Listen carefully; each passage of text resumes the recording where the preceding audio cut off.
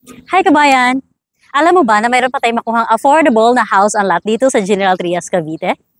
Yes, mayroon pa tayong house and lot na affordable lang, very accessible location, malapit sa lahat, at malapit ito sa ongoing na SM sa General Trias, Cavite. And yung ongoing project ni Federal Land na River Port. So ito yung Alice Townhouse natin. Available siya, bank financing, and also through Pag-ibig financing. So, kagandahan ngayon is 50 square meter na yung lot area natin for inner unit. Before kasi na-offer natin to 40 square meters lang. So ngayon mas pinalaki yung lot area natin para more space pa for your future expansion. So unahin natin yung as delivered unit or yung deliverable unit natin. So ito yung tinatawag natin na complete finish na po siya. Livable na yung unit natin since naka-partition na lahat ng rooms and painted na rin loob at labas. So yung 54 square meters natin, yung 50 square meters natin is galing dito. Yung property line natin, hanggang dito naman yan. Okay, so one car garage as torn over or delivered sa inyo. Ganito yung itsura na ng unit natin for Alice. Okay, let's go inside.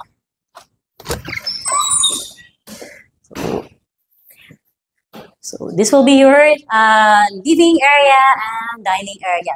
So it's up to you na once na turn over kung gusto niyo i-modify. Kasi mayroon kami mga buyer dito. Yung ginawa nila, yung nagiging kitchen is dito na. Okay, ito yung nagiging kitchen, yung one bedroom natin. Okay.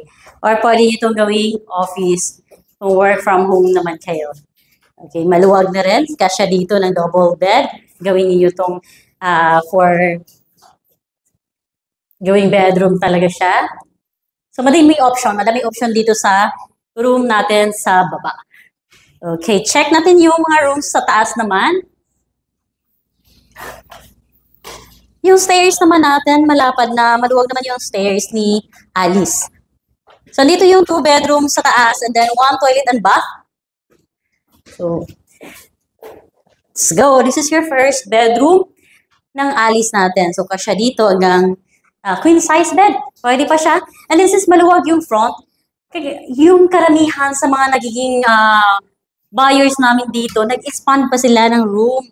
Ayan, pwede mo pa i-expand. Itong room na to, expand nyo pa hanggang doon, oh, sa kabila. Kasi meron ka pang provision for garahe.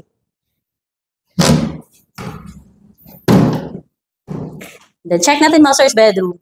Ito naman yung magiging master's bedroom. Medyo maluwag na rin, pero mayroon na rin kayong option in the future since sariling bahay nyo naman. Pwede nyo rin to i-extend and then maglagay ng balcony.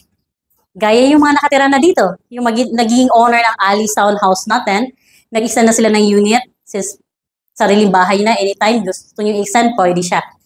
So, sabit lang kayo ng plan. Okay? Ito naman yung toilet and bath. Yung toilet and bath natin is complete features na siya. Meron na shower, lavatory, and bowl. Then, naka-tiles na rin siya. Mayroon tayo itong sample dress-up unit or yung naka-interior design na. Para mayroon naman kayo idea on how to design your Alice house once na turn over na sa inyo.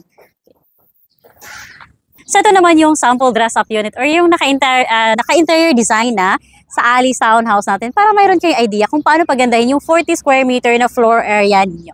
Let's go inside. So pagpasok natin, ito yung kitchen. Wala pang nangyaring modification dito, no? As is pala yung 40 square meters natin kung saan yung kitchen. Naglagay lang siya ng mga overhead cabinets, and then cute na ref. Naglagay siya ng round table kasi sabi niya pag hindi naman ganun yung space mo, mas maganda. Round table to maximize the space. So ito yung naging living area niya. 2-seater sofa. And then yung first room, check natin ano yung ginawa nila dito sa room sa baba. Entertainment room siya. So, pwede siya, maglagay ka lang ng sofa bed. Ganda, naglagay lang siya ng mga frames. Okay, check natin yung sa taas.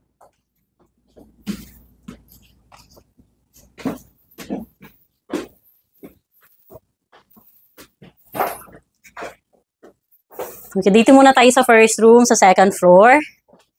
Okay, naglagay siya ng pull-out bed. So, malamang pag may mga kids kayo, ganitong idea yung gawin ninyo sa Alice.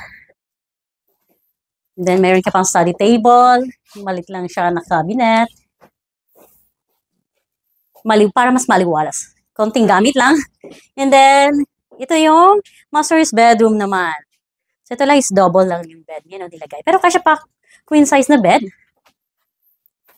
Then, makapaglagay ka pa ng cabinet dito. Ang ganda. So, nasa pag-aayos lang talaga siya. Ito naman yung sa toilet and bath natin. Ito na yung nangyari sa toilet and bath. Glass lang siya para mas maluwag pa siya tingnan.